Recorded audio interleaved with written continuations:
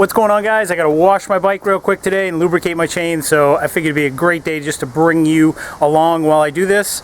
I don't get too involved in it. I like to spend a lot of time riding rather than cleaning, so here we go. Thought I'd show you some of the stuff that I use to get it done. This one I've already done.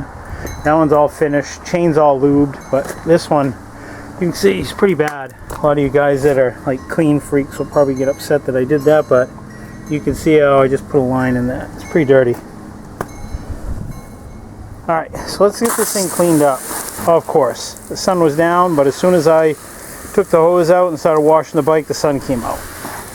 Preferably you want to do this in the shade, not direct sunlight. But we'll get her done. It'll be alright. And this right here, this is just all-purpose wheel cleaner. And you can see the instructions. All you gotta do is squirt it on and, you know, rinse the wheel, squirt it on, let it sit for 30 seconds. If it's really dirty, then just take a brush to it. So, all right, let's turn it on here.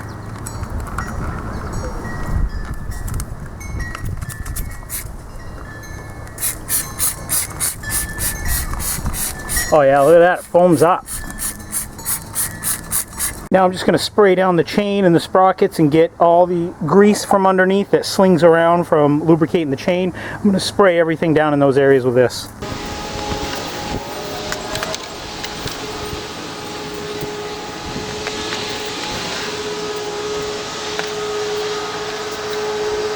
Oh yeah, that stuff's working real good, guys. Look at the black grime and crap just run off.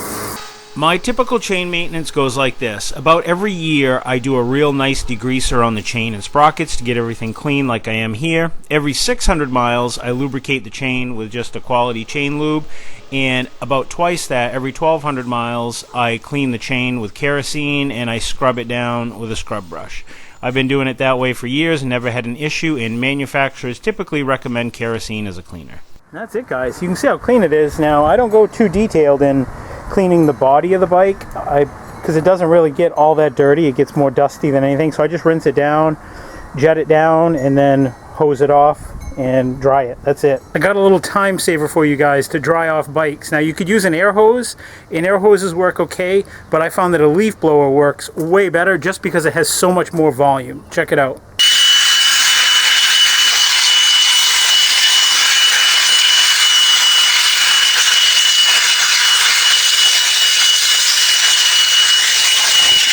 That just got rid of about 99% of the water. Now we can just go through and hit it real quickly with a towel. So this next part of the video is going to be how not to lubricate your chain.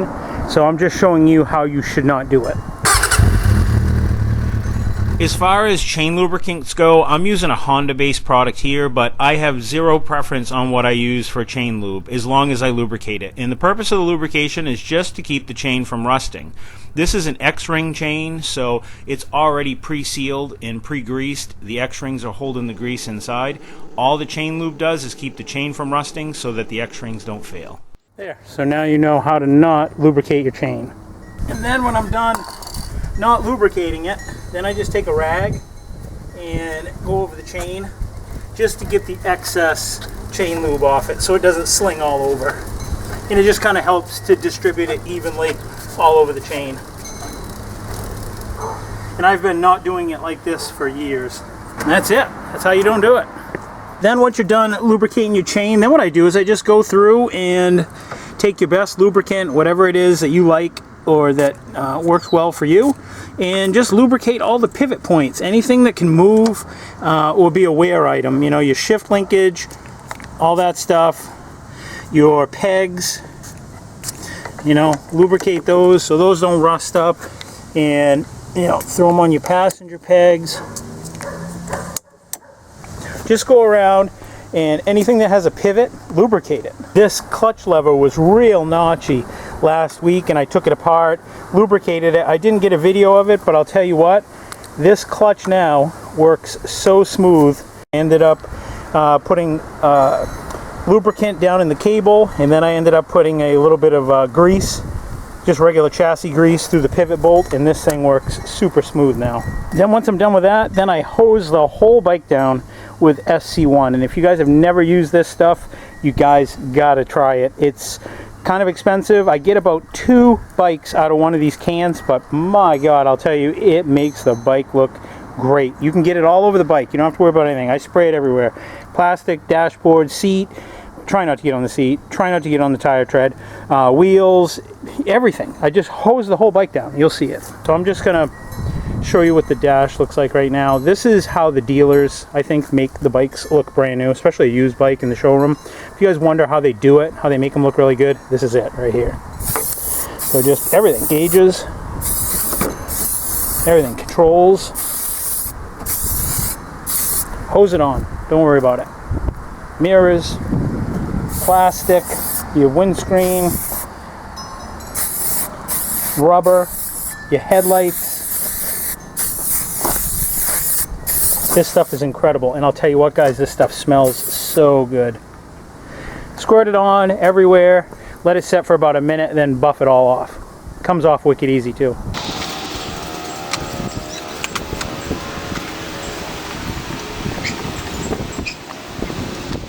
If you guys want all the black on your bike to look super rich and black, this will do it. Doesn't leave a greasy film either. That's how easy it is to wipe off. You saw how much time I spent on that.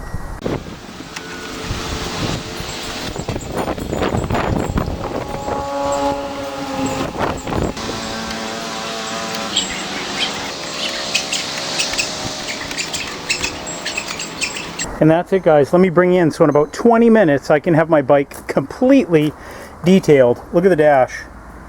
It doesn't have like a real high gloss finish, like a cheap, you know, a real high gloss finish. That's not how the factory would have their plastic. This has a very much looks like factory. There's no greasy film left on it. You can see the mirrors, how, you know, there's no greasy film.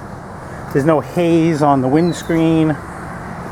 So yeah, in 20 minutes I can have my bike completely detailed and I can be back into riding. He's just real easy. Make sure you try those chemicals though on a test spot before you use them on your bike to make sure that there's no, you know, reaction or whatever, because I think that the wheel cleaner might have acid in it. I don't know, but you may want to check just to make sure. But yeah, simple and easy. So generally, guys, warnings are on stuff for a reason. That's so that you don't get hurt or get your fingers in it. And the reason I say don't do it that way is because someone will do it that way and they'll end up getting their finger caught in it. Their finger will get wound through the sprocket. So that's why I have to say don't do it that way. You know, as with anything, there's inherent risk to everything you do. You could get in your car and drive down the store to get a loaf of bread and get smoked on the way there. So, you know, I would just have to say that know your comfort level, know your abilities, and do what you dare to do.